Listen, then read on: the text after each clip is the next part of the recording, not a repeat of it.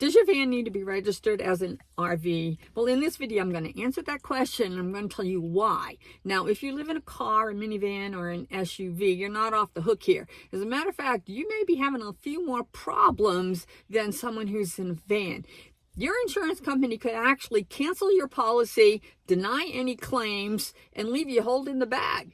Now, before we dive into this is my official disclaimer. I'm not an attorney. I'm not an insurance agent. I've done a lot of research on this, so I'm just going to be like AI and say, I can make mistakes too. So I don't want to hear any, well, Pam said so. And remember, ignorance is no excuse. Well, the short answer is yes, your van needs to be registered as an RV. Now, the tricky part is if you do a DIY, or even if you take it to a professional place and have a build out done, it still needs to be registered as an RV. Now, hopefully, if you take it to some place to have a build out done, they know this and they're going to take all the steps necessary for you to be able to switch it over before you actually use it as an RV. If you do a DIY, you build it out yourself, then you have a cargo van and you're going to need to switch that into an RV. And there are rules that you have to follow in order to make that happen. You may be thinking, well, never mind. I'm just going to do a minimal build out. And so I'm just not going to bother with it. And if I get in an accident, then,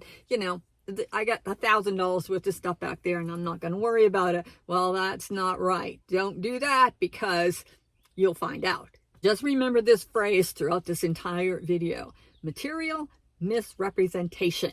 Not all states are the same and some have different rules, but basically there are 6 things that you have to have in your DIY in order to change it from a van to an RV. Actually, you have to have 4 of the 6. And so let me tell you what they are. You have to have an attached built-in cooking facility. You can't just have a camp cook stove sitting on a counter.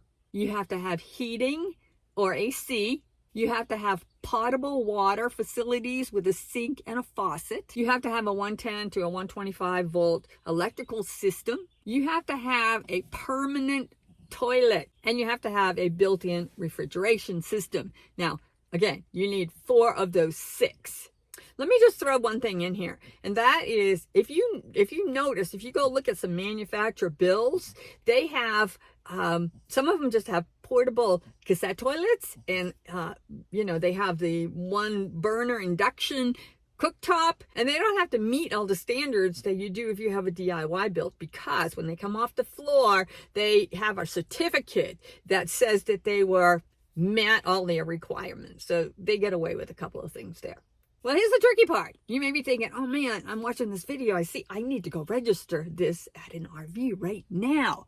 Well, it may not be that easy, because when you did the DIY build out, there's certain things that you should have done. The first thing is you need to keep every single receipt. If you went to Home Depot and you bought some nails, you need that receipt. Every single receipt from start to finish. Photos. You need to have photos of everything. Every single step of the way. If you're installing your electrical, you need a picture of this all the way through. You need to prove absolutely everything that you did in your DIY build out. Now, if your DIY is all done, I don't know the answer to that.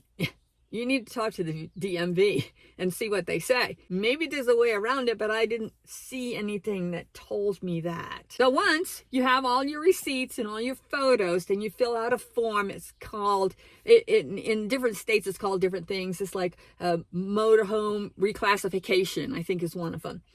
So that you have to fill out that form to go to the DMV. Now, you have to submit all your receipts and your photos to show, because we need to know that you actually did it and that you meet the 4 out of 6 requirements.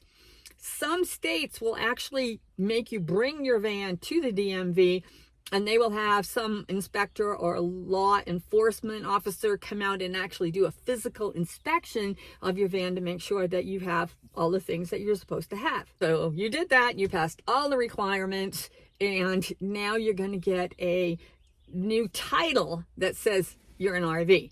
Now, remember, if you go to register something, what do you have to have? Proof of insurance. And so we're going to get to that in a minute, because that can get tricky.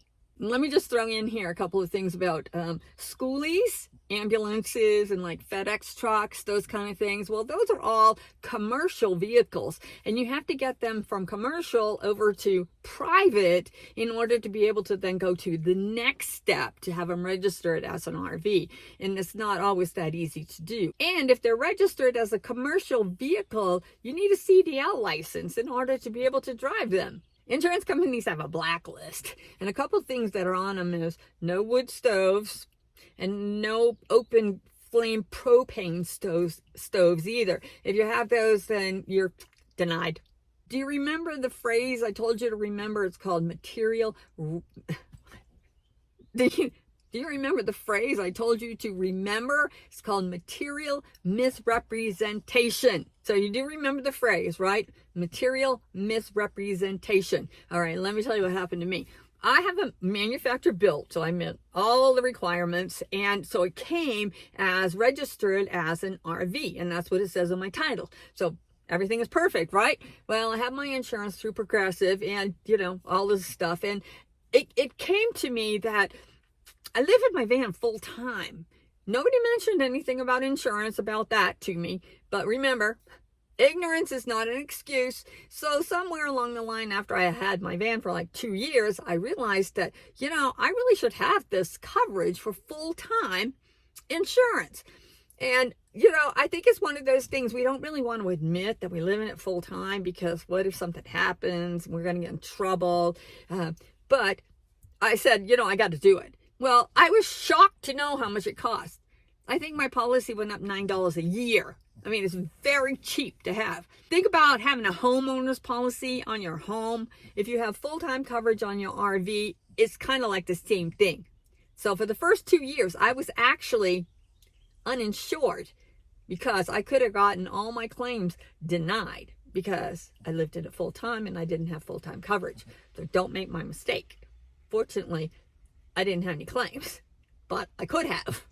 So remember, if you have a permanent physical address where you garage and you don't actually live full-time in your vehicle, then the rules are a little bit different, because your homeowner's policy from your house will cover a lot of the things that you need to if you get into an accident in your van, because you're just out for a camping trip for a couple of weeks. It's not like you live there full-time. And liability, those kind of things, your homeowner's policy is going to help you for that. But if you don't have full-time RV insurance and you live in it full-time, and somebody comes and trips on your step and falls down and breaks their legs and they want to sue you, then your insurance policy can say, you don't have full-time coverage. Now, I know there is a giant community out here of car campers and people who live in, minivans and Priuses and, all kinds of Jeeps I've seen, all kinds of different things that live in them full-time. You got a problem because you can't get RV insurance on a car. If you're living in it full-time, you can only get auto insurance. Now, if you don't have any permanent things in it, like, for instance, you just put your seat down and you put a mattress on it and you got a cooler and you got a bucket to poop in, and, that, maybe. But if you don't have a permanent physical address, then just because you only have a minimal set up in your car, you can still get denied. If they find out you're living in it, they can cancel your policy, deny your claims. Think about that for a second. If you got into an accident and it was your fault, and your insurance company was going to deny your claim because material misrepresentation, somebody got hurt and they decided that they were going to sue you, then you're left standing there with your pants down. So what about if you take the seats out and make it more permanent in there? Well, that's even worse, because once you take the seats out, you no longer meet federal safety requirements. And so that is just like, forget it. Your insurance company is going to say, no deal. Now, in all of these things, sometimes we want to do the old don't ask, don't tell, because again, like I was afraid I was going to get in trouble if I lived in my RV full time. And that's not the way to do it. Because remember, ignorance is no excuse. If you have any kind of a question at all, that you're doing things right insurance-wise more than anything else, then you need to talk to your insurance agent. Sometimes you're going to have to find an insurance broker who can shop, maybe can find some things to help you. But I'm not here to scare you. I'm here to just give you information. But if you are living in your car full time, you are at more risk than a DIY build. So again, I'm not an attorney. I'm not an insurance agent. I have a great relationship with AI. I found all that information there. But you need to go and check for yourself the situation that you have and make sure you're doing the right thing, that you are fully insured and that you have liability, and so that you're not going to get yourself in a big mess. So that's all I have to say today. I hope you still love me. So until next time.